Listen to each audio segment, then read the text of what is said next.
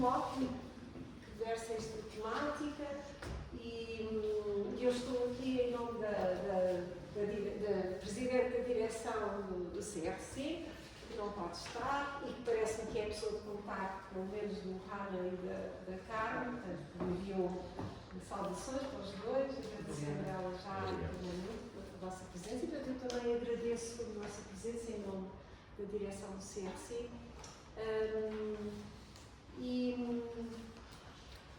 Portanto, quem está entre nós é o Padre Peter Stillman, é o Hannah Pazlin Medin e a Carmen Nunes. Já vou dar as palavrinhas sobre vocês, só queria dizer antes que hoje na liturgia, no Evangelho, nós temos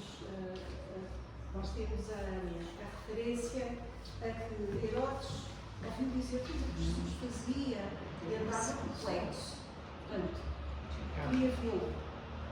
E este impulso também de algum modo nos move para esta reflexão, como a Inês dizia, com pluralismo e complexidade, porque é uma temática complexa que exige que enfrentemos e entendemos a sua complexidade. Este impulso para vermos acontecer aquilo que nos desloca, que nos recentre e que estamos convictos, uma convocação, um desejo que Deus coloca no mais íntimo de cada mulher e de cada homem. E, portanto, aqui estamos com, então, o Padre Peter Stillman, mas eu vou começar, então, por apresentar a ordem das intervenções. Vamos começar, então, pelo Hannah Pazlin Medina. O Hannah Pazlin Medina. Não se ouve. O Hannah Pazlin Medina. Não está.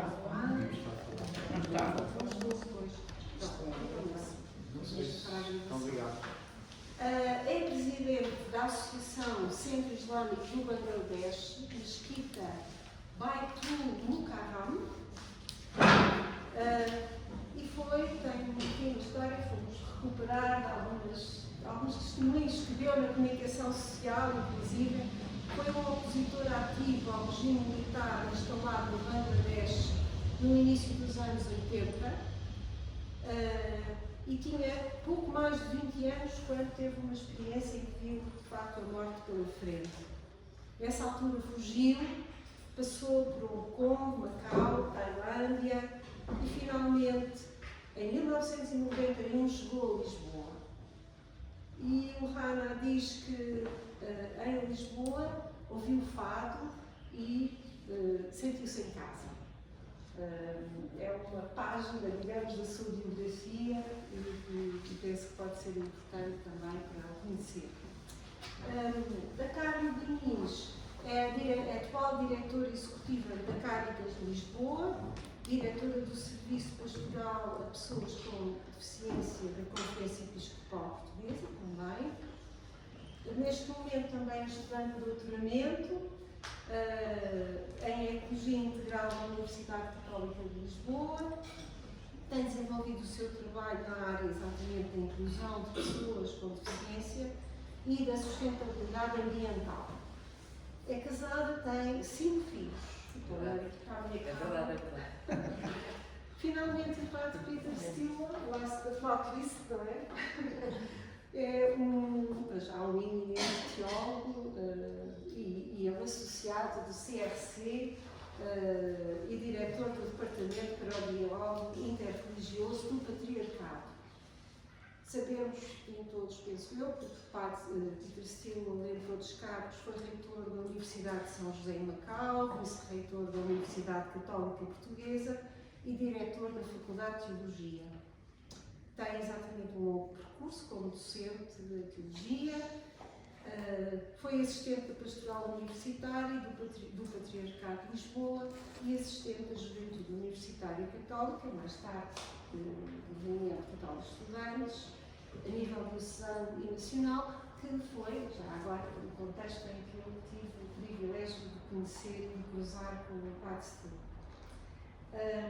Mais recentemente, e há aqui um dado biográfico muito recente, que também faz sentido referir, é responsável pelo Vasco Rosa por uma edição uma edição de junho, muito recente, portanto, dos diários de Rui Sinati, no período entre 1973 e 43. Portanto, é uma edição da Universidade Católica e fica aqui também a recomendação para procurarmos e lermos este diário do Rui Sinati, que é uma figura fascinante que o Padre Stilo bem conhece.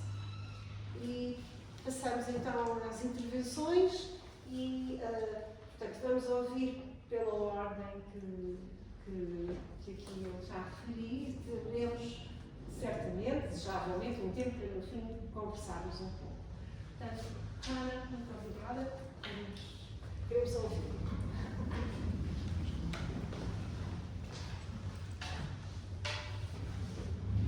Boas tardes.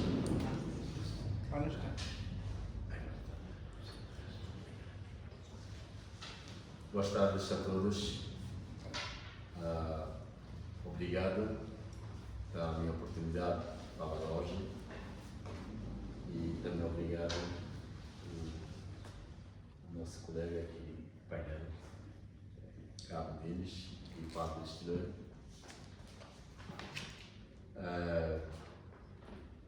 Eu agradeço imenso, em princípio, em primeiro lugar, que vim aqui para falar. Ainda bem que, tantos anos depois, estou a falar um pouco português, porque quando eu cheguei aqui, nem sabia dizer obrigado.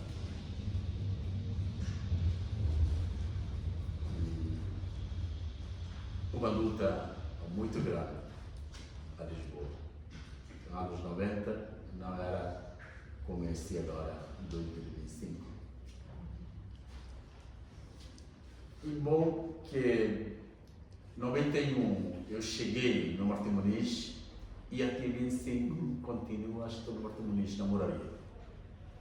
Nunca saiu nenhum sítio para viver.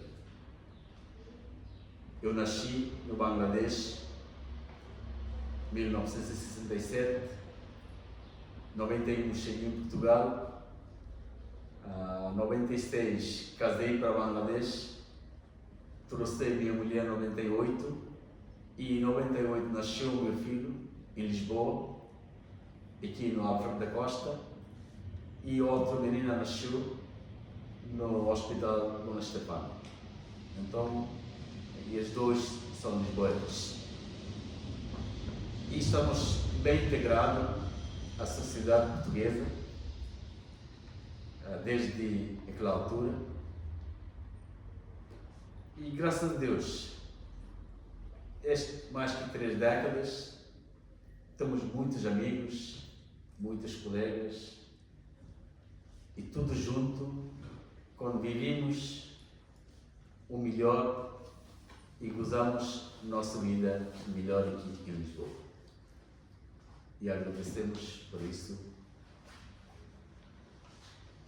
Há coisas que hoje, o tema que é imigração, religião e a cidadania. Aqui quando eu cheguei, não estava nenhum Bangladeshi. Há 5 Bangladeshi, eu sou 6º Bangladeshi. Quando eu cheguei, não conhecia nada, nem Bangladesh, nem ninguém, porque eu lembrei naquela altura, uma pessoa de Bangladesh trabalha no Setúbal e outra pessoa trabalha na Mesquita Central e uma pessoa trabalha na Madeira e outro alguém trabalha uma pensão de Bairro Alto. Então, não sabemos quem é o Bangladesh, onde que é, como que é, mas uma semana depois, ou 5 dias depois, eu fui para a Mesquita Central fazer oração. Ali encontrei a mesma pessoa que trabalha lá como segurança. E ele encontrou, eu até hoje também lembrei que ele deu um braço muito forte, que encontrou uma pessoa de Bangladesh, mesmo indivíduo. A primeira coisa que nós gostamos mais, arroz e peixe. Ele perguntou, já comia arroz ou não? Mas eu não comia arroz aqueles 5 dias. Disse que não, disse que vamos lá. ele lavou na cozinha da mesquita e deu arroz e peixe. Eu comi, satisfeito. Esta é uma coisa muito maravilhosa, que é um patrício, um indivíduo mesmo ter a mesma língua, a mesma cultura. Qual é a amizade, qual é o sentimento que eu senti aquele dia. E depois já sabemos que 5 pessoas estão lá nos sítios. Então, como é que é? Nós temos que encontrar no domingo, se eles vieram aqui em Lisboa. Então, encontrei e falei a mesmo um ponto de encontro, Pastelaria Suíça.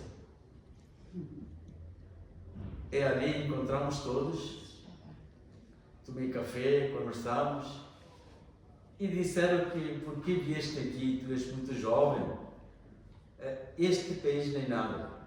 E quiseram, não tem emprego, não há nada, não falamos português, nem inglês, aqui é muito complicado, é melhor ir embora.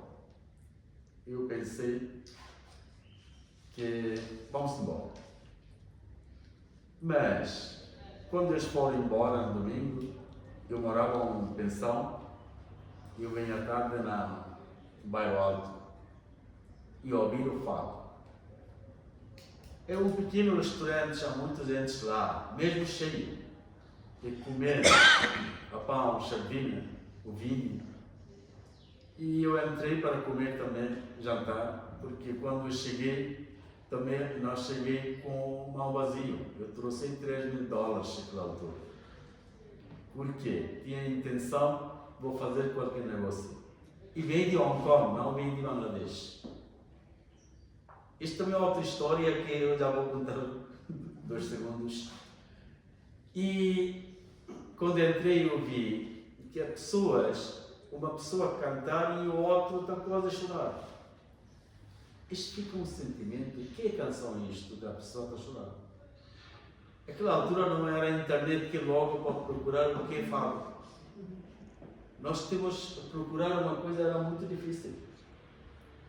Então, era São Lázaro, é uma biblioteca. Dia seguinte, cheguei à biblioteca, procurei a São Lázaro e vi sobre o fado, o que é fado. Então, eu pensei que um país são pobres, recém-liberdade e independência, que sou 74 e 91 não é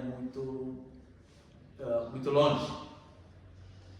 São liberdade 74 e 91, então o país está desenvolver. Então, se quer lutar, luta aqui. Porque tem quando um pequeno lago pode nadar, mas quando o oceano não consegue nadar. Eu tenho uma intenção que este país é bom para nós, para lutar, porque somos um lutador. Se eu vou para outro lado, Inglaterra ou Alemanha, ou outros sítios ricos, acho que não posso sobreviver, porque todo lado é a mesma coisa. Uma barragem de línguas. Tem que aprender. É melhor aprender. Não sei como é que decidi ficar aqui não vou sair. E começando a ler a história de Portugal, que é uma altura, 1498, Vasco da Gama fora a nossa terra, e nós falamos ainda 1500 palavras de português cotidiano. Então, nós temos uma relação Portugal e o Bangladesh. Porque os portugueses também foram lá, existiram há 160 anos. 160 anos já deixaram muita coisa. Deixaram as palavras, deixaram astronomia, deixaram comidas, muita coisa que ainda continua. Aqui 500 anos nós praticamos todos os dias isto. Com janela, varanda, chave, balde, camisa, saia, é tudo português.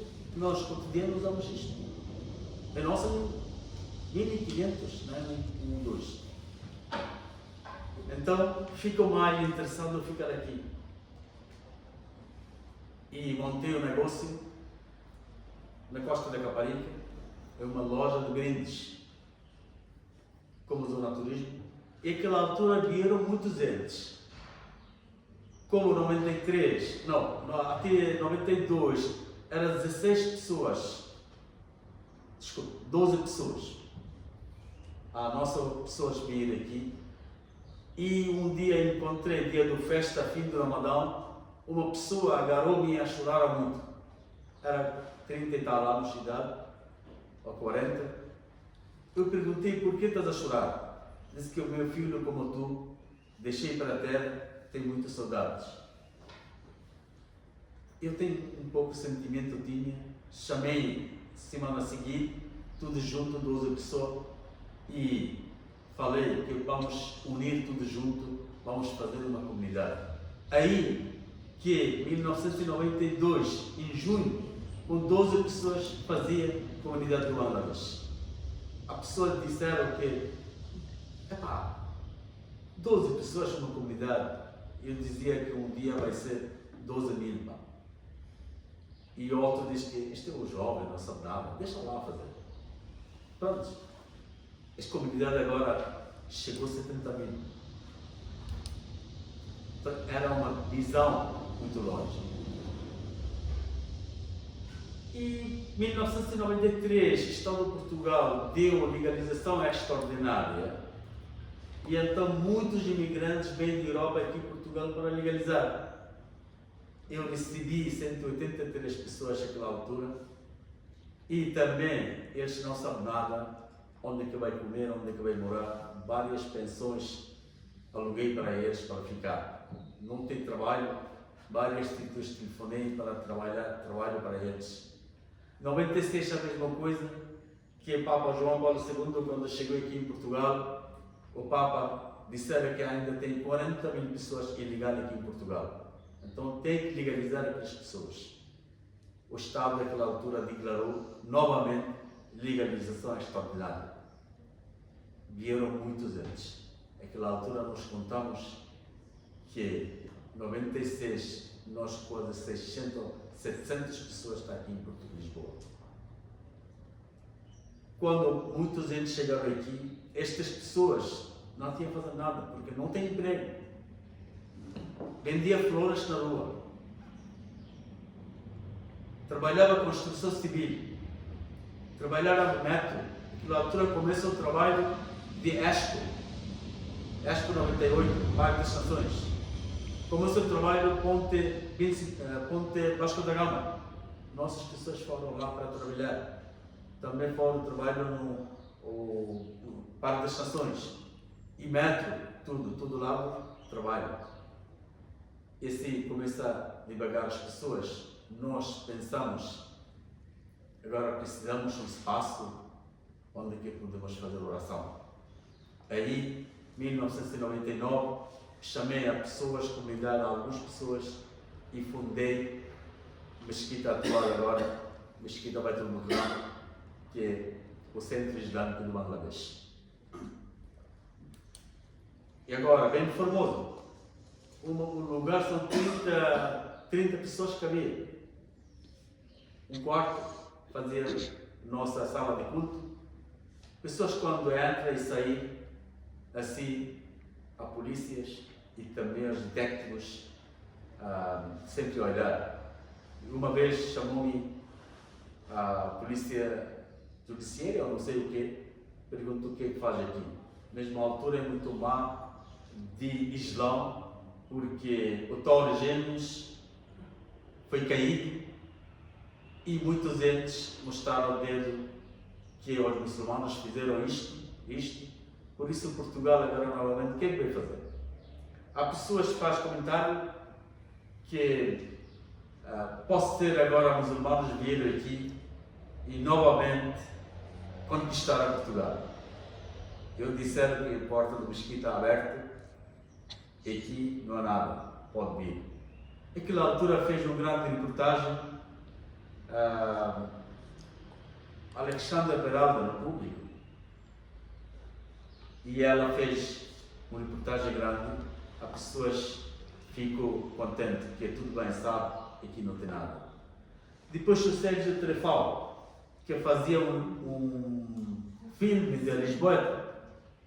Esta Lisboeta, como encontrei, o Trefal, o Sérgio ligou para mim, Ana, nós vamos fazer um filme e queria uma imagem na mesquita. Eu disse que à vontade. Ele mostrou uma imagem dentro da mesquita e também já realizou o filme. Assim devagar, que mesquita já encheu, muita gente sabia muita coisa, nós tínhamos várias reuniões com polícias, pessoal local e outros, que conseguimos mostrar que aqui não é uma fábrica de bomba. Há pessoas que também disseram que aqui dentro é uma fábrica de bomba, porque as pessoas com o chapéu entram dentro, faz muita conspiração e depois saem. Disse que não é isso. Eu sempre deixo aberto os jornalistas, polícias, públicos, qualquer pessoa podia entrar lá. Bom, e 2007, alguns vizinhos fizeram queixa em meu nome, que eu estou a fazer aqui barulho, uma mesquita, zona residencial, não pode fazer esta mesquita. Eu fui à polícia, respondi que nós não fizemos nada aqui, vocês quisessem, pode pôr a câmara de vigilância para saber como está. Mas final, quando António Costa ficou presidente da Câmara Municipal, eu pessoalmente fui pedir que há várias queixas com o meu nome, eu preciso de um espaço aqui para fazer uma sala de culto ao mesquita. Que moraria uma história de Portugal. Existia 3 mesquitas. Neste momento não tem. Eu uma vez falei com a Assembleia da Câmara Municipal, eu disseram que nós temos toda Lisboa uma história de 1000 anos. Esta história somos todos asseguramos, não deixamos cair um tijolo, que esta é a nossa história. Mas onde é que é a mesquita? Por que demoliram as mesquitas todas? Esta também é uma história de Portugal. Tem que assegurar, tem que guardar. Como não tenho esta mesquita, então tem que fazer uma mesquita para assegurar a nossa história. Ou a história de Portugal. E final, António Costa disseram que vamos ver.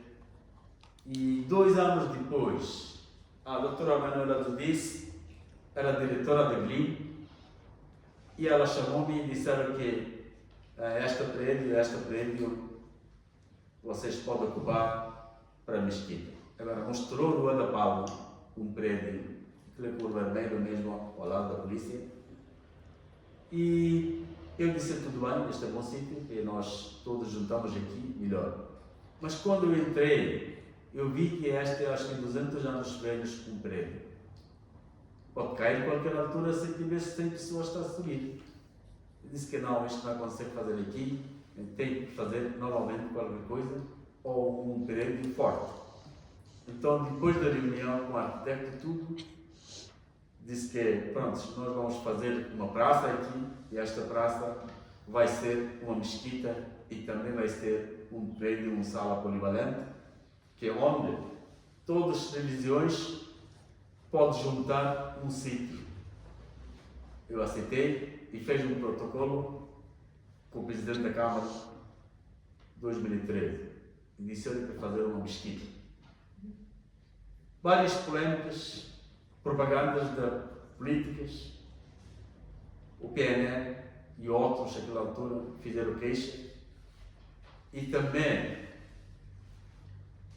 um grupo da Universidade de Coimbra, mais radicalismo, eles fizeram 10.000 assinaturas contra a mesquita e entregaram no Parlamento e também entregaram o ANL. Disseram que não quer mesquita aqui. Com os vários problemas de final, concordaram que no 2 de setembro,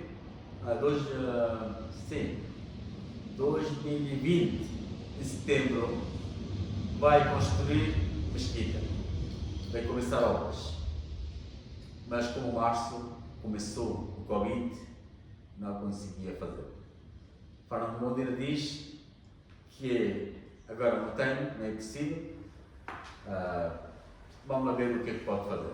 Mas mesmo em setembro ficam eleições, o Fernando Medina saiu, chegou o engenheiro Carlos Moedas nem respondeu, nem falou nada, nunca chamaram, nunca falaram. E nós tentamos várias maneiras e o vice-presidente, Ana Coreta, ou não sei que alguém, disseram que não, aqui não vai ser mesquita e nós não fazemos qualquer mesquita aqui. Então nós ficamos calados. No mês passado, agosto, no julho, agora novamente o AML desaprovou que aqui mesmo necessita uma mesquita. Porque há cidadãos ou cidadanias quando chegou aqui a qualquer lado, esta é uma coisa que é direito a praticar a sua religião. Cada um tem religião. A religião tem mesmo uma marca, que é cristã, islão, ou hindu, ou budista, ou outros. Há pessoas que têm própria religião, que não seguem religião. Ele mesmo próprio, o que a sua mente, a eclósia, diz, esta é a minha religião para ele. Então cada pessoa segue a sua religião. Nós temos aqui 70 mil pessoas espalhadas a Portugal toda. E Lisboa mesmo 20 mil pessoas. Estas 20 mil pessoas, a maioria são muçulmanos, é a comunidade do Bangladesh. Então esta mesquita eu pedi, não é para a comunidade do Bangladesh, mesquita para muçulmanos.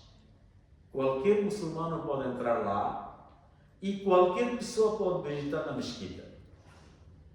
Eu reparei que a Índia tem, não sei como diz em português, lotus, flor. Sim. Esta flor é grande uma flor. Então, Índia é uma construção de design de flor. Eu perguntei o que é isto. Disse que aqui é um sítio de paz. Qualquer pessoa chega lá, qualquer religião, tira o sapato, entra e sente-se lá 5 minutos e pede o seu Deus, ou pede qualquer coisa própria, ou pensa qualquer coisa boa. É um sítio assim. Eu também tive de juntar um programa em Inglaterra, que é uma congressão da religião. Dizer que o inglês vai fazer é uma coisa deste tipo, como a Índia, que todas as religiões junto, porque sem fazer qualquer conflito a religião. Então nós, o que vimos? Todas as religiões são bons. Todas as religiões disseram boas coisas. Nenhuma religião disse que pode roubar, pode fazer mal. Todas as religiões são boas. Então não sei porque há pessoas neste momento contra a religião. Eu não vou dizer que ele é contra a religião de Islão, não. Contra todas as religiões. E que em Lisboa, se agora quer construir uma igreja, muitos deles vai levantar a mão e dizer que não. Uma pagoda? Não. Um templo? Não. Uma mesquita? Não. Porque o mundo agora é assim. Muitos ateístas. Mas há quem tem fé, como tipo nossas pessoas, bem de fora, praticamos mais a nossa religião, eles precisam de uma mesquita. Nós falamos várias vezes e continuamos à espera desta mesquita. Mas nós exigimos para a mesquita, para nestas mesquitas, neste momento, para praticar a religião, não tem nenhum problema. Porque ninguém disse que não pode fazer. Nós temos muita sorte que nós vivemos aqui um país que é liberdade religiosa. Aqui um direito constitucional. É por isso isto é bom para nós. Mas nós não queremos que como cogumelos vai nascer muitas mesquitas aqui, ali, tudo. Não. Queremos um centralizado. Isto é bom para nós.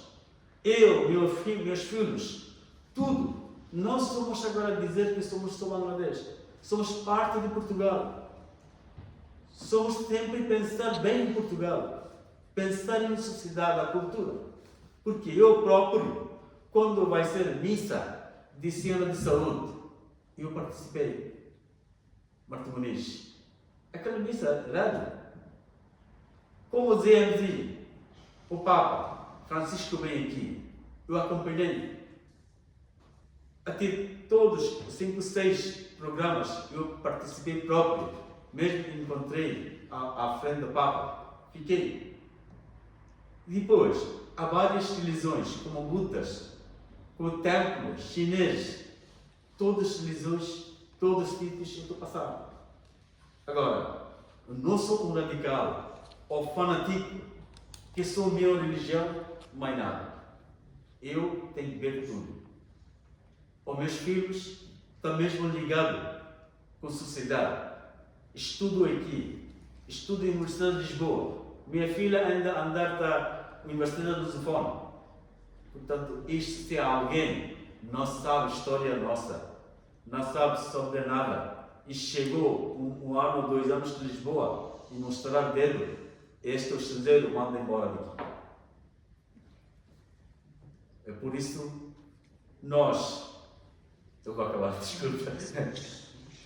Nós queremos uma bem integração com a sociedade portuguesa, uma bem integrada com a cultura portuguesa, a língua portuguesa, e queremos viver tudo junto e queremos ver uma alegria a Lisboa toda como borboleta, com todos os tipos de pessoas que vivem aqui em Lisboa como uma cidade intercultural. Muito obrigado e boas tardes.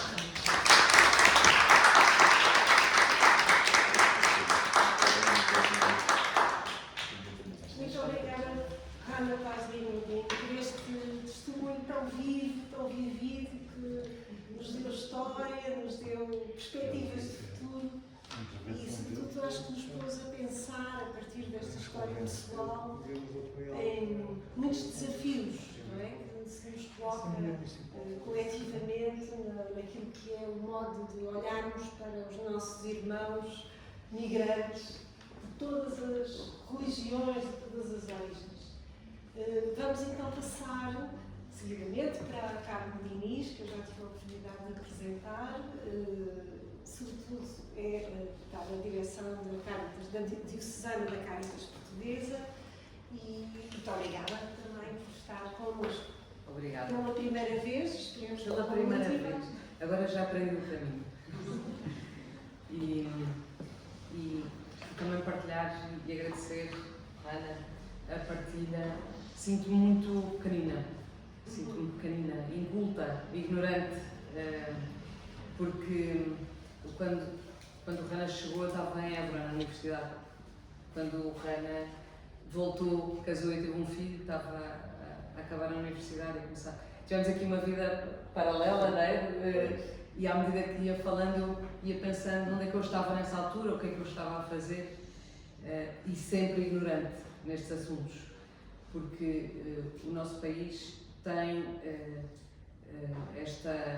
sendo desta natureza católica quase, agora vai ser se calhar o Padre Peter vai discordar, mas toda a minha vida de adolescente, crescimento na fé, foi feito no meio católico. Eu não conhecia ninguém que não fosse católico. Na melhor das hipóteses, alguém que era um católico não praticante. Mas o que é que são as outras religiões, o que é que pensam, o que é que nos distingue ou não. Apesar de sempre procurar conhecer a minha religião, nunca tive muita exposição a pensamentos diferentes. Eu acho que nos dias de hoje, Portugal já começa a ser um sítio diferente. Mas ainda estamos longe e ainda não, acho que não sou só eu, ainda somos ignorantes, ainda precisamos de aprender e de respeitar. E vou tentar ser breve. Eu fiquei a pensar o que é que teria para trazer ao Centro de Reflexão Cristã, que conheço há pouco tempo, conheço a professora Inês Espada Vieira e por quem tenho muito apreço, e comecei a trabalhar na Caritas em janeiro deste ano. E, portanto, fiquei com muitas dúvidas o que é que eu poderia trazer para esta conversa, e fiz aqui um exercício que gostava de partilhar convosco, com abertura, com simplicidade e sobretudo com muita vontade de conversar. No dia 10 de setembro aconteceu uma reunião a pedido do Sr. Patriarca de Lisboa no Seminário dos Olivais. E esta reunião veio na sequência do Jubileu dos Migrantes, que começou em janeiro, e com uma carta aberta e que se mantém aberta, porque essa carta diz que a Igreja de Lisboa tem a vontade de acolher a todos. E essa carta, em conversa com o Sr. Patriarca, intuímos que precisava de ser acompanhada de informação. Todos nós precisamos de informação. E a Igreja também precisa para tomar as suas boas decisões. Nesse sentido, fizemos Cáritas com o Centro Padre Alves Correia, o CEPAC, um dossiê sobre migrações que é só informativo. O que é um migrante, o que é um refugiado, o que é um pedido de asilo, o que é que diz a lei, o que é que pode mudar com esta discussão. Informativo, não tem advocacy, não tem ativismo, só informativo. Porque sentimos que a nossa missão também é informar a Igreja ao nível, na Cáritas conseguimos, ou tentamos informar ao nível paroquial e o mais próximo das pessoas possível, para que depois as pessoas tomem a sua decisão informada e não sejam vítimas do que é a desinformação atual e esta dificuldade entre distinguir o que é verdade e o que é mentira que nos impede de agir em consciência, não é?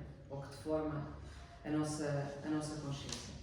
Quando o Sr. Patriarca recebeu este dossiê, disse duas coisas. Disse este dossiê devia ser público, porque é informação útil para todos e está disponível no site do Patriarcado.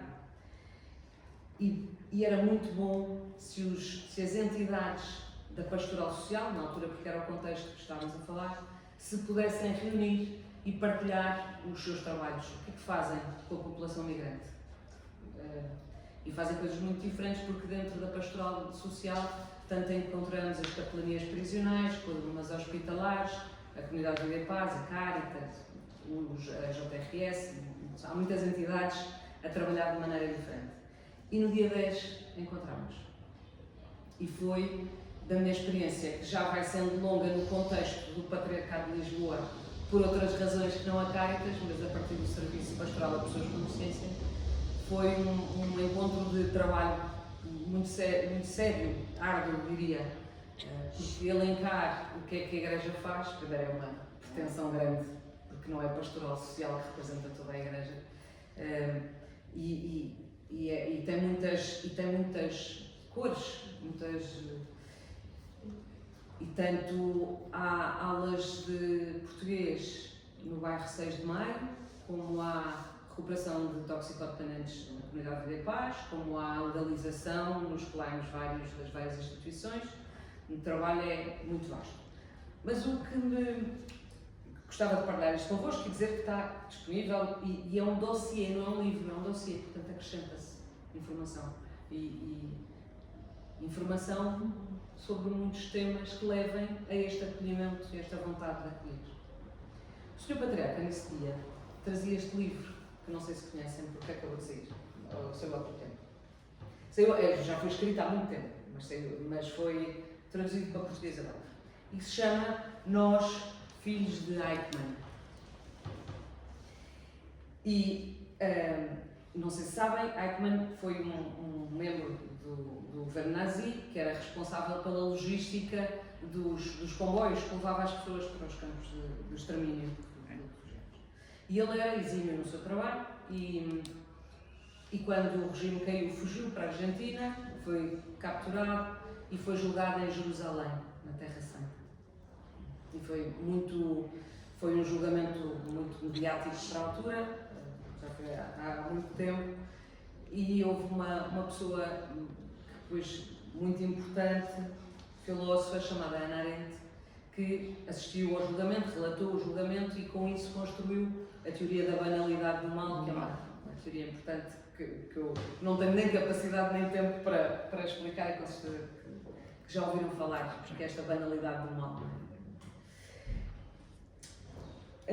Nessa altura, ou melhor, Este livro está ligado com o julgamento do Eichmann porque é escrito pelo marido da Hannah Arendt, Gunther Anders. E o Gunther Anders, na sequência do julgamento e da publicação, escreveu 2 cartas ao filho do Eichmann. E nessas cartas, o Anders fala da perda da nossa humanidade. Os filhos de Anders não é só o filho mais velho de Anders, o filho mais velho de Eichmann, a quem Anders escreveu, mas também somos todos nós. E fala e chama muita atenção sobre a perda da nossa humanidade em função do que ele chamou a maquinidade do mundo. Em 64, maquinidade, hoje em dia chamamos inteligência artificial, chamamos tecnologia, podemos chamar muitas outras coisas, mas que este movimento de mecanização, instrumentalização do mundo que leva à perda da nossa humanidade, eventualmente à destruição. E neste momento gostava de trazer uma outra, eu depois comecei a cruzar ideias, gostava de trazer um conceito que falámos recentemente no doutoramento e que me fez aqui um cruzamento que eu gostava de pôr à consideração, que é o conceito do antropoceno, que não sei se já ouviram falar. Nós vivemos o mundo divide-se em eras geológicas e discute-se agora, parece consensual, que vivemos no antropoceno. E vivemos no antropoceno porque, marcado na rocha, está a ação do homem como agente de transformação do mundo, da criação do universo, do mundo, do planeta. Isto é um conceito científico, não é? São os geólogos que cortam a rocha e veem, encontram plásticos na rocha, E o meu cruzamento vem de uma formulação que é muito livre neste contexto, porque achei que estávamos num espaço também muito livre. Será que o antropoceno é apenas uma era? Ou podemos de alguma forma suspeitar que a evidência na rocha também é a concretização de algo muito mais monstruoso no conceito de Anders, que não foi o Eichmann, não foram aquelas pessoas, é alguma coisa que está a acontecer na nossa e que põe a risco a nossa humanidade. Será que estes acontecimentos estão ligados, provocam alterações, estas monstruosidades, estas guerras, estas instabilidades que provocam alterações na nossa existência humana, na nossa humanidade? Será que vão ficar marcados na rocha? É um pensamento. Estamos a perder a humanidade, estamos mesmo a perdê-la. E o que é que significa ser humano? O que é neste tempo em que vivemos e com as heranças tão pesadas que estamos a pôr na nossa mochila? Este livro acaba com um PS no fim e o Gunther Anders diz: PS, ao filho mais velho do Eichmann, é triste, mas é verdade. A infidelidade pode ser uma virtude. Isto depois leva para um caminho grande. E porquê é que ele diz isto? Porque o filho do Eichmann não é o Eichmann e foi-lhe infiel na sua monstruosidade. E aí o Anders se classifica como uma virtude da infidelidade neste contexto, não é?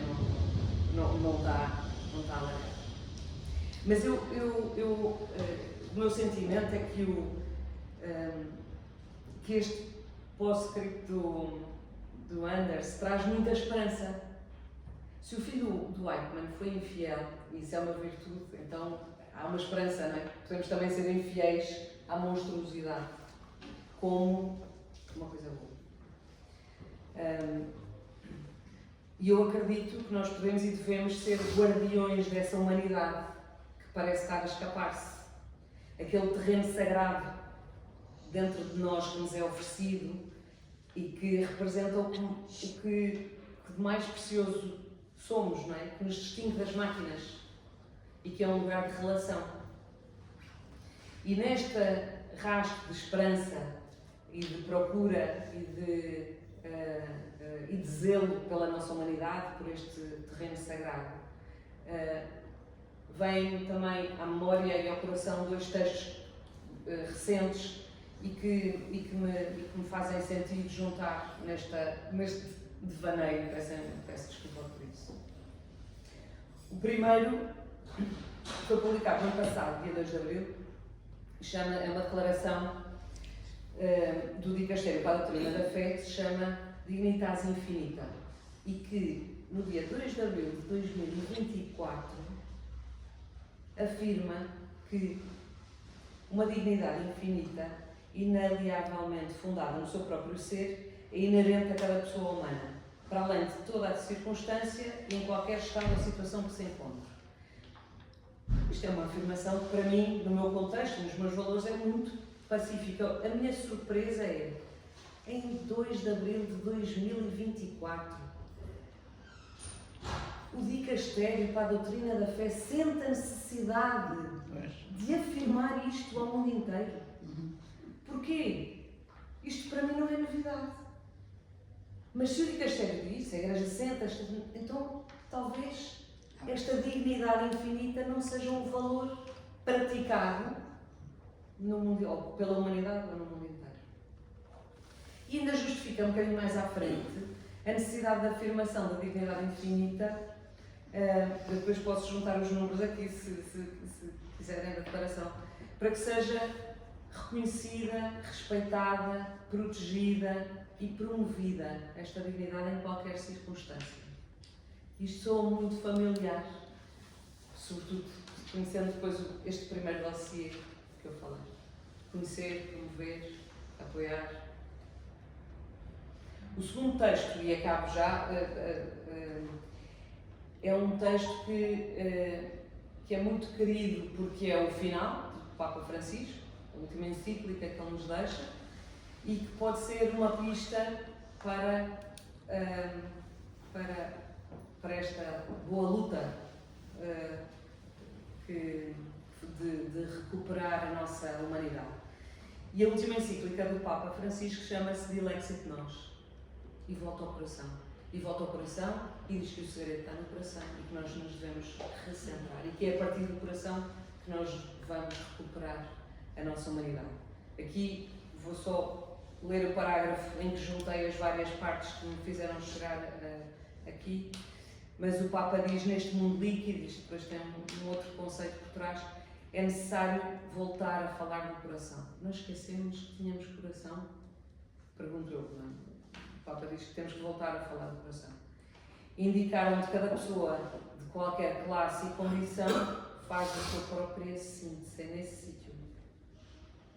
Na sociedade atual, o ser humano corre o risco de se desorientar no centro de si mesmo, e este tema da verdade também tira a volta e volta. Não conseguimos distinguir o que é verdade e o que não é verdade. E desorientamos. E o Papa volta a dizer: falta o coração.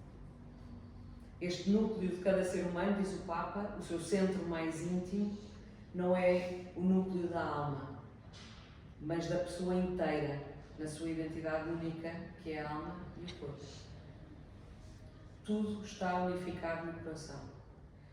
E o mundo pode mudar a partir do coração.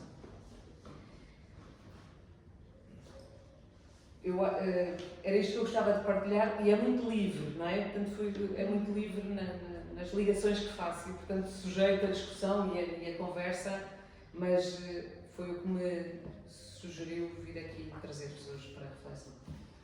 Obrigada.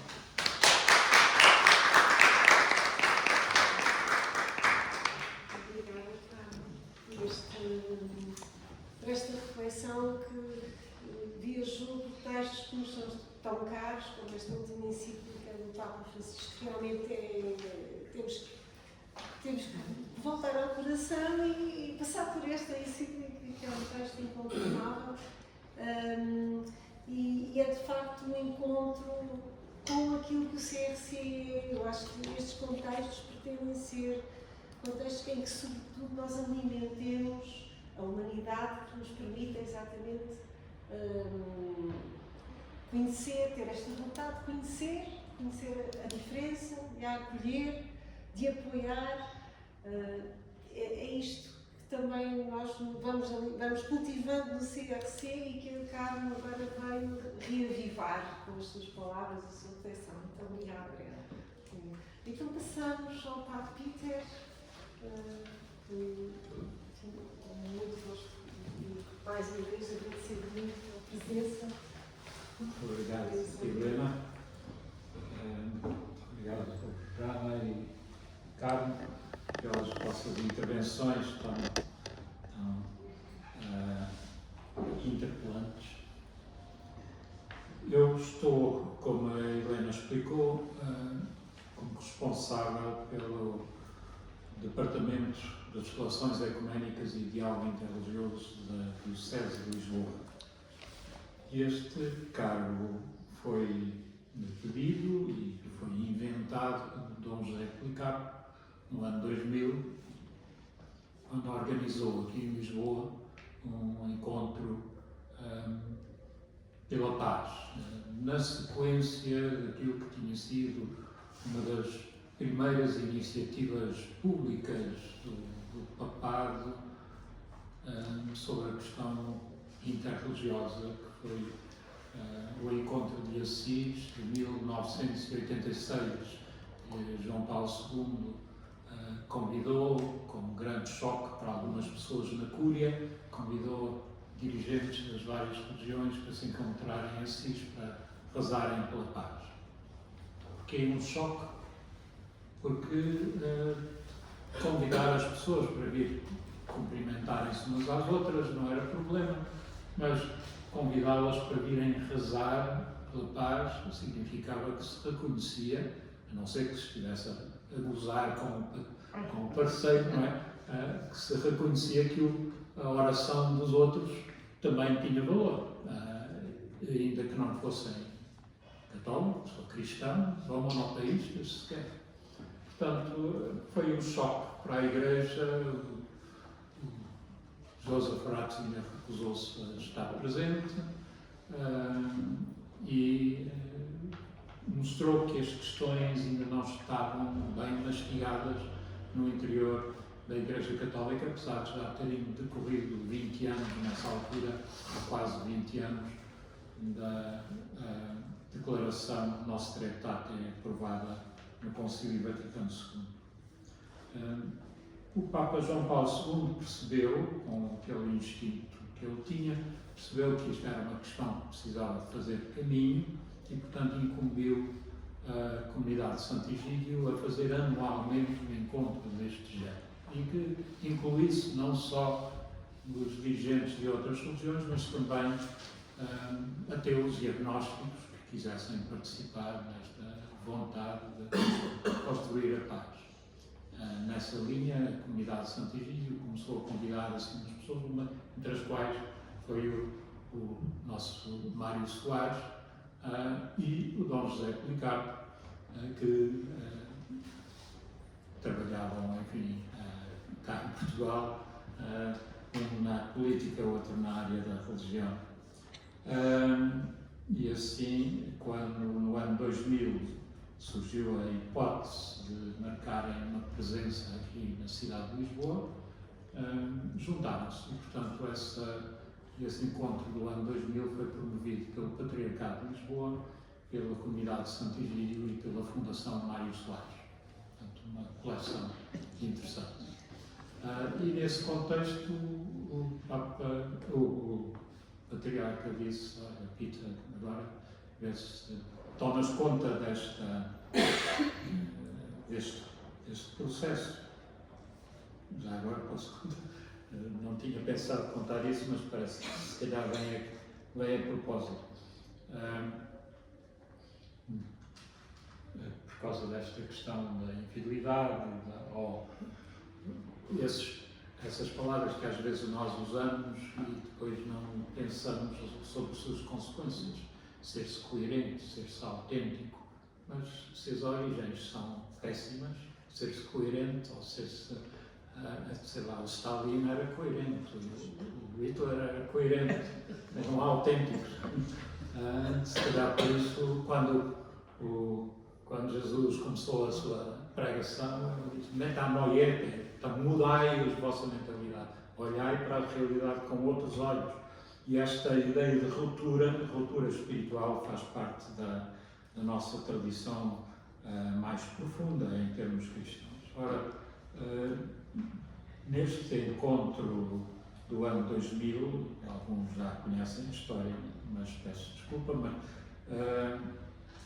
era preciso encontrar um momento final, portanto, um cortejo em que os vários participantes iriam percorrer as ruas de Lisboa e iriam culminar na Praça da Câmara Municipal, onde haveria então uma cerimónia da luz e uns discursos.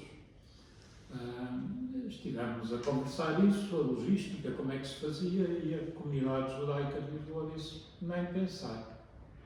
Esse é o caminho dos altos da fé. Nós não vamos fazer o percurso que se estava a pensar, que seria do Rossio até a Praça da Câmara Municipal. E então lá nos sentamos e depois eu fui falar com o Dom José Policarpo e o Dom José Policarpo disse: mas bem, qual é o problema? É porque houve um massacre ali na Praça de São Domingos, 500 anos atrás, ou 450 anos atrás, que morreram não sei quantos mil judeus ou cristãos novos. Foi uma coisa horrível. Não sei, sabia vagamente que isso tinha acontecido.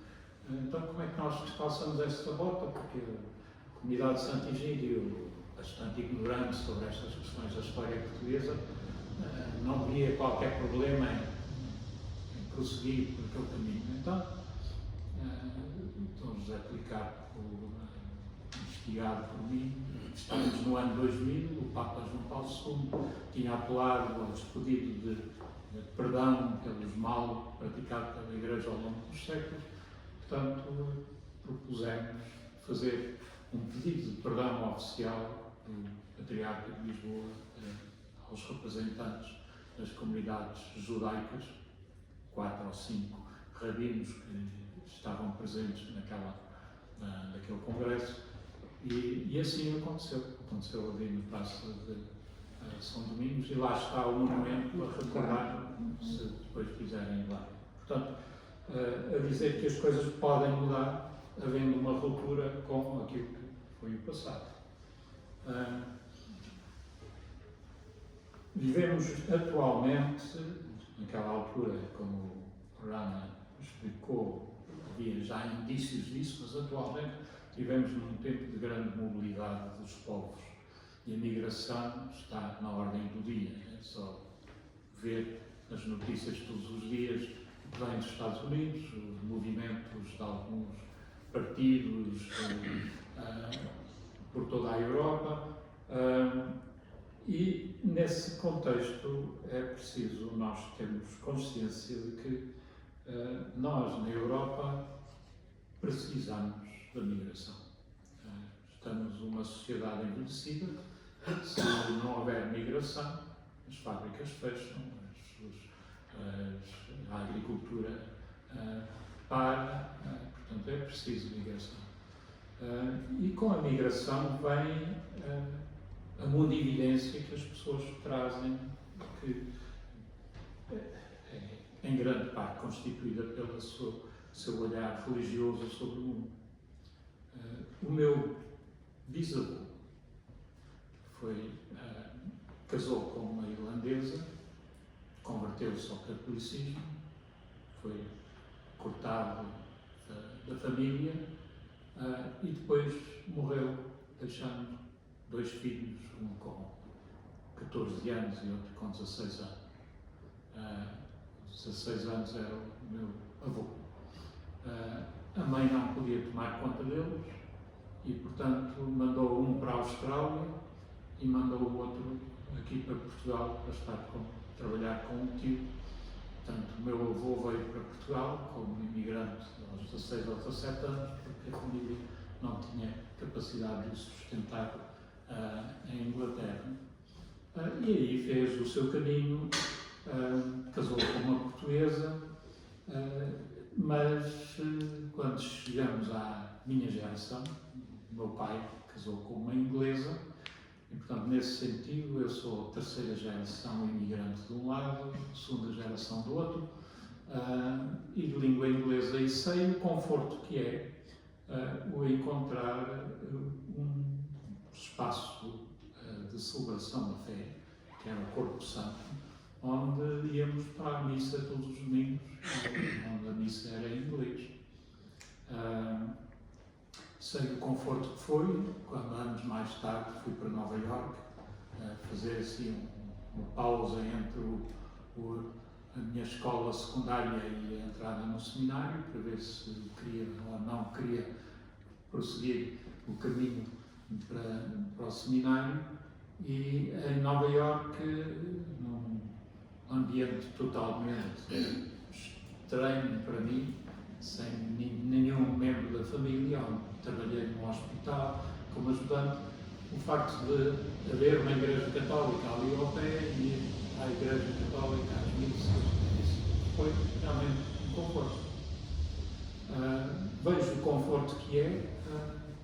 Os jesuítas quiseram retomar essa ideia de uma missa em inglês aqui em Lisboa e organizaram todos os domingos há uma missa aqui na Encarnação do Chiado, que é em inglês, às 5h30 da tarde. Faltaram os jesuítas, porque os jesuítas deslocam-se de um sítio para o outro, e o Patriarca pediu-me para tomar conta. Nessa missa, que tem cerca de 100 e tal pessoas, dependendo um pouco da flutuação dos turistas, mas aqueles que são fixos, uma boa parte são do Paquistão, da Índia, da China, da Coreia. E eu sei que o virem ali àquela igreja e àquela missa e ter a missa numa língua que eles dominam é para eles um conforto.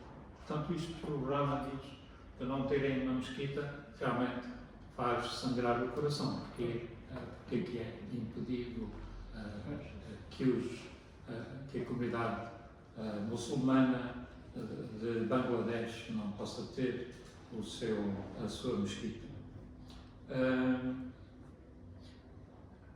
A religião pode servir, sem dúvida, para formar uma identidade. Ela forma a nossa identidade, mas pode ajudar-nos a formar uma identidade que é uma identidade contra.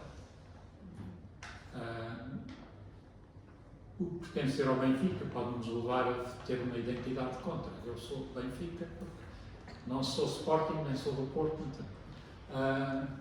Mas ainda o outro dia estava a falar com a Aina, a propósito destas questões e do desafio que é colocado nas escolas hoje em dia, nomeadamente aqui em Lisboa, de haver múltiplas etnias e múltiplas origens religiosas entre os estudantes, como é que se lida com isso. E a reflexão ia nesta linha. Pode muito bem a religião e a etnia acabar por criar uma identidade que faz de alguém ou de alguém um gueto, afastado da comunidade. Mas pode também ser o contrário. Pode ser que se faça a experiência de que bonito que é nós estarmos aqui a jogar futebol e este é muçulmano, este é judeu, este é não sei o quê, este é da Índia, e criarmos uma identidade que é esta identidade do diálogo e de conhecer da pluralidade das nossas origens. E eu penso que isso é que é um grande desafio para os países de acolhimento, como é Portugal nesta altura, e tenho falado sobre isso, que era importante vermos como é que ao nível das escolas passa esta capacidade de formar pessoas oriundas de diversas proveniências. Como é que nós podemos formar os professores para que os professores saibam acolher os alunos na sua multiplicidade de origens? Como é que nós podemos ajudar os professores no acompanhamento dos estudantes na sua pluralidade de origens? Porque a diferença entre as pessoas pode ser motivo de guerra, mas também pode ser motivo de diálogo. Eu, ultimamente, tenho estado a pensar um pouco sobre isso, sobre a palavra diálogo. Já falámos sobre isso no último curso que eu dei. Foi uma certa descoberta para mim. Eu pensei que diálogo tinha a ver com sentarmos à mesa para conversar com pessoas que pensavam de uma maneira diferente de nós. Mas a palavra diálogo não tem esse sentido no grego. Tem o sentido de que através da palavra. Através da palavra. Não é o diálogo de dois, mas é o diálogo através da palavra, os diálogos de Platão. Não é? Portanto, como é que nós procuramos a verdade, como é que nós procuramos o bem através da palavra. E esta capacidade de dialogar uns com os outros é realmente o desafio que é lançado às sociedades de acolhimento. Uma última palavra sobre a questão de cidadania. Esta ideia de cidadania é uma ideia relativamente recente, nasce com o Iluminismo, com a Revolução dos Estados Unidos, mas sobretudo com a Revolução Francesa, a ideia de que nós nos encontramos uns com os outros como cidadãos e que esta questão das etnias e das religiões, isso fica para o domínio do privado. Isso é desconhecer as religiões e acaba por fazer com que muitas vezes o Estado se torne uma espécie de religião.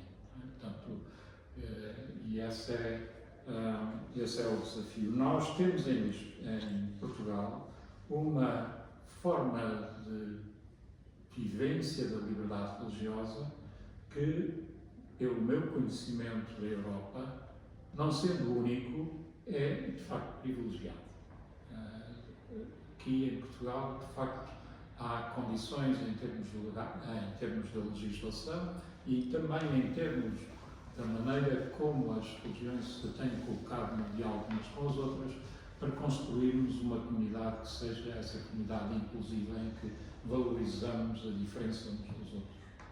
E creio que isso é qualquer coisa que nós deveríamos saber valorizar. Não é por acaso que o Rana vai à procissão da Senhora da Saúde, ou que nós podemos lembrar que um dos primeiros que foi morto quando os cruzados britânicos e alemães ajudaram a tomar o Castelo de São Jorge, que não se chamava Castelo de São Jorge na altura, foi o Bispo de Lisboa.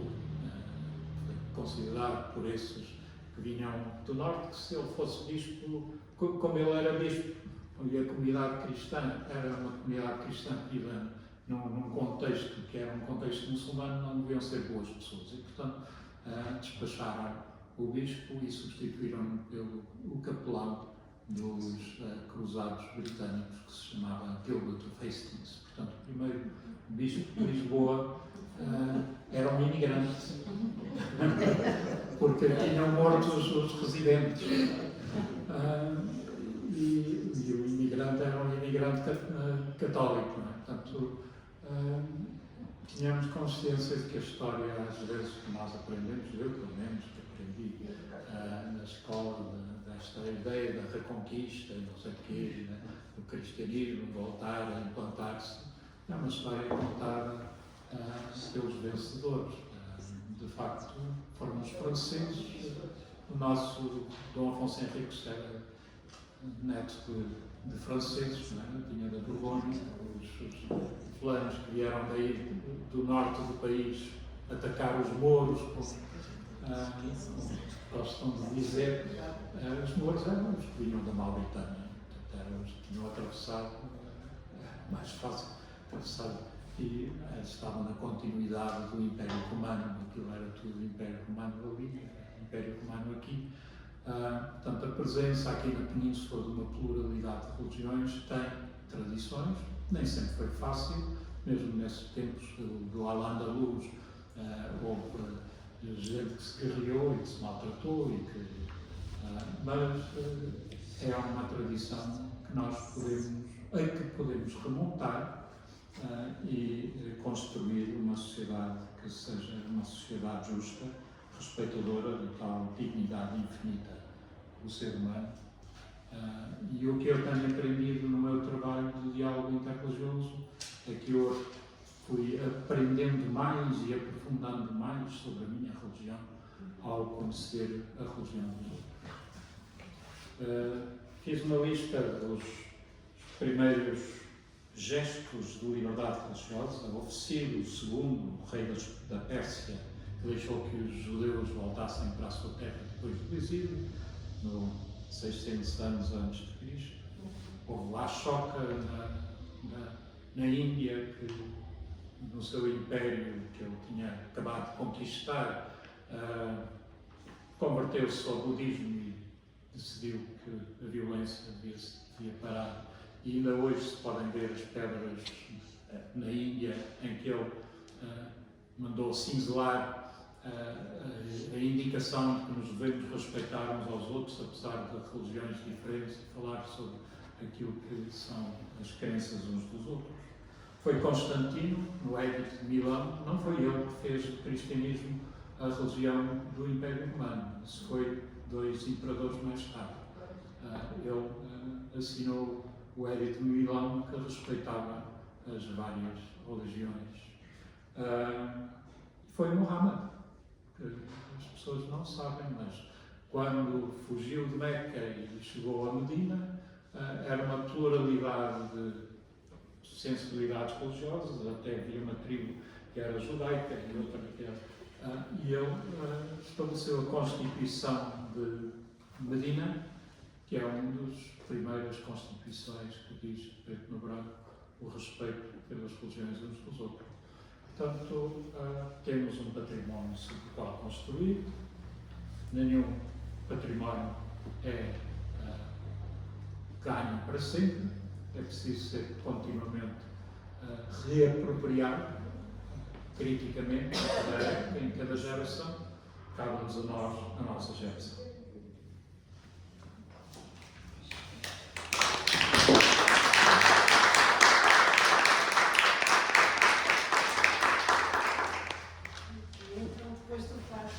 Nos conduzir também um pouco pela sua experiência, foi um tanto testemunhal também esta origem migrante, não é? Que falou da sua origem, e depois o desafio extraordinário que é olharmos para a diversidade religiosa como uma condição para o diálogo, quase mesmo propiciadora desse diálogo, que é muitas das vezes o olhar que não é a visão, que não é mais evidente, mais óbvio nos nossos circuitos.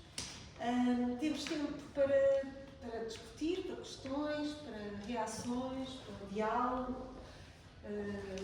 um quarto de hora, mais ou menos. Portanto, o nosso painel está, os nossos convidados estão disponíveis para reagir a alguma questão que tenham. Eu não queria estar a falar com isto.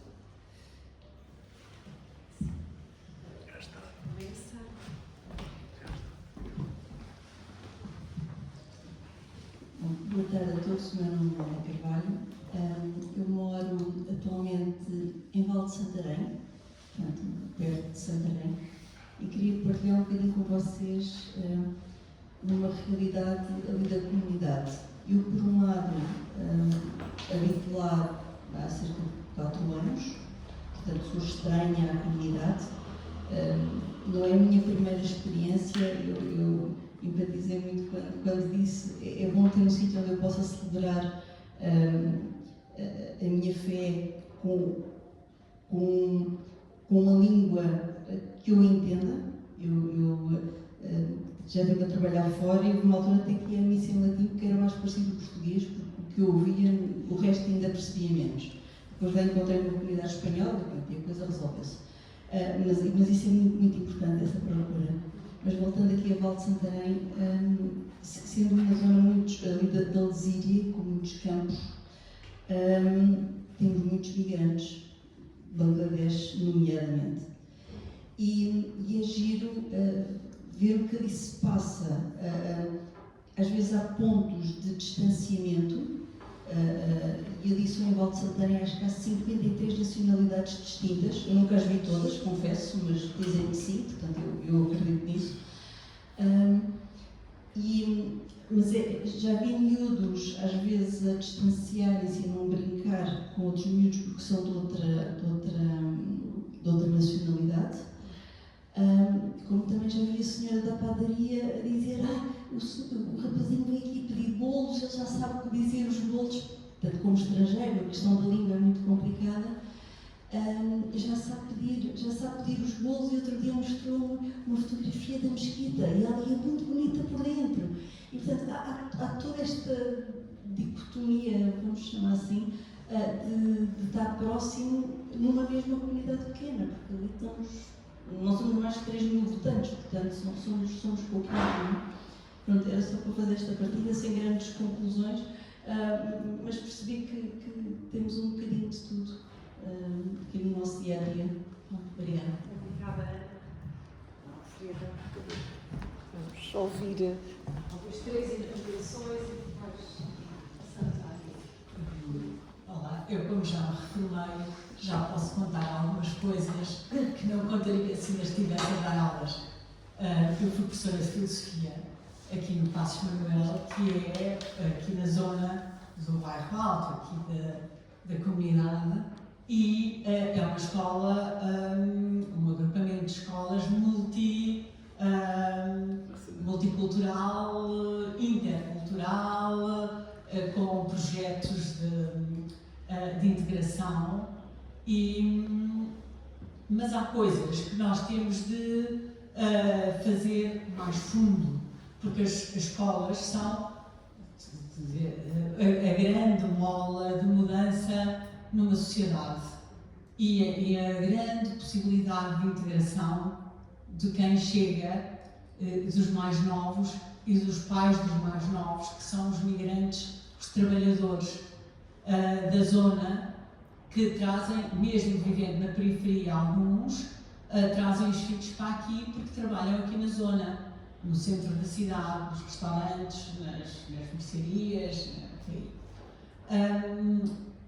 Uma das coisas importantíssimas é mudar o português língua não materna. O português língua não materna é dado, se eu ainda estou atualizada na matéria, é dado 1 hora por dia aos alunos, e os do pré-escolar e primeiro ciclo nem sequer isso têm. As escolas é que têm de arranjar do crédito da escola conseguir fazer alguma coisa nessa matéria. Portanto, o atual sistema, que serve para abrilhantar as nossas estatísticas europeias, a dizer que integramos muito bem os alunos estrangeiros, é, na prática, uma treta, porque não é com 1 hora por dia, normalmente era 4 horas por semana. E depois as escolas arranjavam maneira de arranjar mais uma horita. Não é assim que se consegue resolver o problema, e é preciso aproveitar a quantidade de projetos que as escolas fazem realmente coisas mirabolantes para integrar e fazer rede com as outras valências que há na comunidade. O CEPAC, por exemplo, é um dos parceiros importantes, a Junta de Freguesia é uma outra parceira importantíssima, e as paróquias. Tudo isso são valências que nós temos que utilizar. Agora, como professora de filosofia, eu devo dizer que, a certa altura, tinha uma turma em que quase ninguém ia fazer exame de filosofia. E, portanto, eu pude dar-me ao luxo de fazer um enviesamento no programa, que foi o seguinte: o programa de filosofia obriga a dar o fenómeno religioso. E então, como eu tinha alunos de diferentes nacionalidades e de diferentes fés e outros sem fés nenhumas, portanto fizemos trabalhos de grupos e cada grupo apresentava a sua religião. e verifiquei que a ignorância de muitos era imensa e ficaram espantadíssimos, até os que tinham andado na catequese, que eram escuteiros, ignoravam o beabá do catolicismo, do cristianismo, pronto, é preciso dizer isso. Mas foi a oportunidade dos outros miúdos que estavam na mesma turma, de poderem perceber e valorizar a pesquisa que fizeram e mostrar, e como eu também pesquisei pelo meu lado, essa conjunção permitiu que as pessoas se conhecessem e que se conhecessem a um nível muito profundo. Porque o nível da fé, a Ana também disse aquilo que o Renan também frisou, e o Peter, haver um local de culto é importantíssimo para a identidade e para conhecer conhecer outros que partilham a mesma fé, os mesmos valores, as mesmas crenças e as mesmas formas de expressar. Portanto, todos os movimentos que são anti-mesquitas ou anti-templos budistas ou anti-templos hindus são completamente absurdos, não têm outra palavra. E, portanto, o Estado, sendo laico, tem a obrigação de permitir a liberdade religiosa de todos, entre as outras liberdades, como a liberdade de aprender.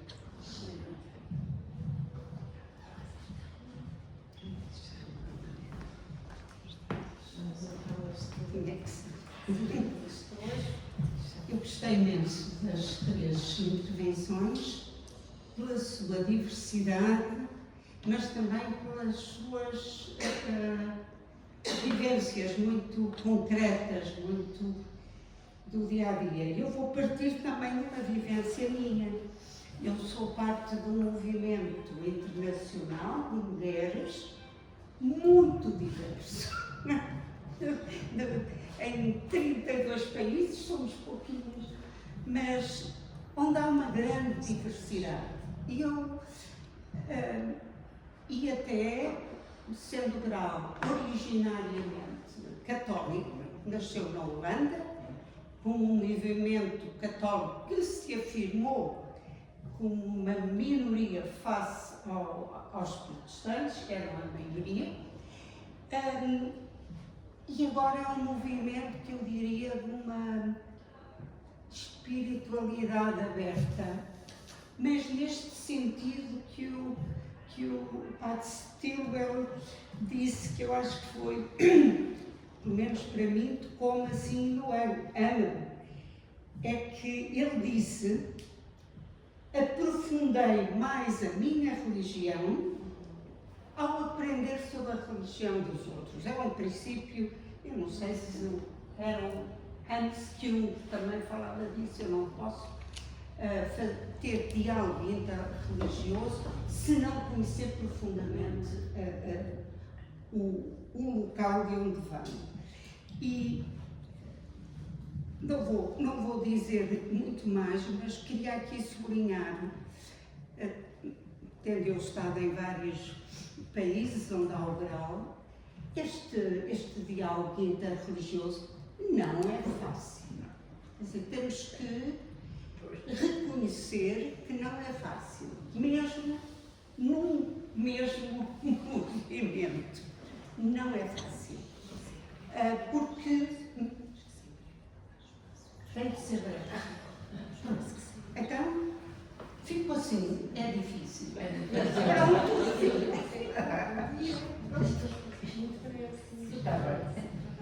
Então, o Sr. Joana trabalha no JRS e queria só partilhar uma experiência que tive nós este mês, que tem tudo a ver com o que foi conversado. Agradeço, foi muito interessante, muito obrigada pelas partilhas, desde já. É a primeira vez que vim aqui ao CRC também.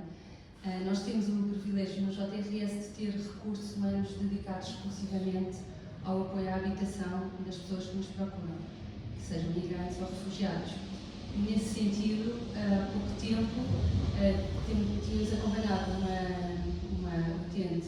uma grave familiar de Síria, a quem conseguimos uma habitação digna, que pagávamos a renda, depois a renda passou a ser paga pelo organismo público, que progressivamente deixou de apoiar a família e, portanto, ficaram indevidamente, sem pagar renda, numa casa arrendada, do qual o JRS fez a mediação. E pronto, e nós íamos ouvindo a senhoria, tentando resolver, chegar à Segurança Social. Eis que há um mês atrás a senhoria me telefonou a dizer que o agregado se tinha ido embora. Então, mas como é que isso aconteceu? Deixou uma dívida de 2 anos. Como é que isso aconteceu? Porque o imã da mesquita que ela frequenta, muçulmanos, veio conversar com ela lá à casa, trouxe um intérprete da mesquita e o imã convenceu-a que ela estava irregular, estava ilegal, estava numa situação desajustada, que estava a proceder mal e que tinha que sair para outro sítio. E ela então telefonou à senhoria, deixou a chave de casa e foi-se embora, pronto, juntou-se com familiares. No fundo, um conselho e uma orientação espiritual teve muito mais efeito do que uma técnica do JRS, que já de uma ligação de longa data ou de uma persuasão de um organismo público responsável pela família com uma relação mais curta e mais distante. E, portanto, está partilhado. Nós não temos muito tempo, quase nenhum, temos que sair entretanto, mas muito brevemente, algum de vocês, todos, poderão termos o microfone. Muito obrigado mais uma vez. Eu agradecer em princípio a todos. Portanto, nós, qualquer cidade, vivemos todos várias pessoas com multiculturalidade. Em Lisboa, também, neste momento, nós temos muitos gente. Eu estava a dizer que Bangladesh 70 mil, mas há muçulmanos, na 70 mil, são quase 200 mil muçulmanos aqui em Portugal. Estes 200 mil muçulmanos, outra religião também, você deve tapar a cabeça ao outro que indianos são Sikh, não é muçulmanos, mas os muçulmanos também tapam a cabeça, e aqueles indianos têm outra religião tapam a cabeça. Portanto, é duas separadas. Mas por isso nós tentamos fazer uma sociedade multicultural com todas as religiões. Por isso, quando a Câmara Municipal fez proposta que aqui um prédio fica uma sala polivalente para todas as religiões, eu fiquei muito contente. Que as religiões chegou depois, o primeiro chegou a humanidade. Nós temos que respeitarmos a humanidade, a qualquer religião, a qualquer pessoa. Há pessoas junto, nem todos são iguais, alguns são mais fanáticos, mais radicalismo. Isto também nós temos que deixar perceber e entender que quantos porcentos, e os 5 dedos nem todos iguais, nós necessitamos todos. E um só é mau, pode dizer que corta este dedo, depois eu não consigo utilizar as mãos. É por isso que nós percebemos que é bom, que é mau, é com tudo junto, nós queremos viver, queremos fazer uma Lisboa melhor. Obrigado. Muito obrigado. Exatamente. Não sei se o Padre Peter quer dizer uma breve palavra, muito breve, final, Carmo. Eu deixando para o final muito melhor, que é a palavra do Padre Peter, só sublinhar esta necessidade de nos conhecermos melhor uns aos outros e que este conhecimento, a convicção de que o conhecimento vai com certeza promover o diálogo. Já. Nós não só temos uma excelente lei de liberdade religiosa, Como temos uma iniciativa que nasceu no espaço governamental, primeiro no Ministério da Educação, um gabinete chamado Entre Culturas, que presidia o Padre Miguel Ponce de Carvalho, e que depois emigrou esse departamento para Alto Comissariado para as Migrações, debaixo da tutela do António Vaz Pinto, e que está presente na AIMA. Portanto, esse grupo de trabalho para o diálogo interreligioso reúne uma vez por mês, tem 13 comunidades religiosas distintas que estão representadas, e somos todos amigos uns dos outros, trabalhamos no sentido de resolver problemas quando eles surgem. Portanto, há qualquer coisa que é interessante e é, mesmo a nível europeu, é considerado uma experiência curiosa por ser iniciativa governamental. Não é simplesmente nós a juntarmos uma espécie de grupo ecuménico ou interreligioso, mas é naquele organismo do governo que tem por missão olhar pela migração, pelos migrantes, e que sentem que as religiões têm um papel importante a ajudar o governo a fazer este trabalho de integração. Obrigada. Então, muito obrigada pelo modo como nos ajudaram no CRC nestes dois momentos, mas hoje, enfim, muito em particular, olhar para a realidade com outros olhos e depois, enfim, olhando para a realidade com outros olhos, a fazer síntese no nosso coração, cada uma de nós, que certamente depois se vai verter em gestos, em modos de atuarmos e de transformarmos o mundo com as estruturas, com as relações interpessoais. Muito obrigada, foi muito bom. Muito obrigada.